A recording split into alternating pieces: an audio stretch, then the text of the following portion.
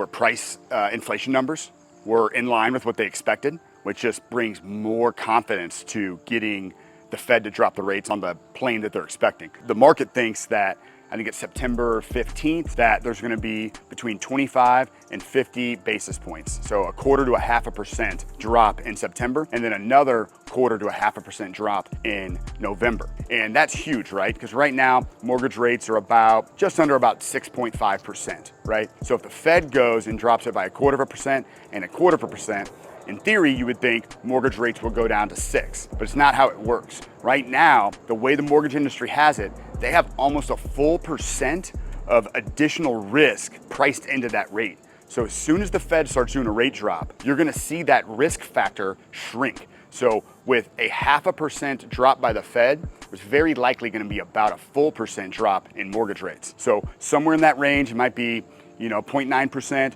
but right in that range where you start really kind of seeing rates come back down.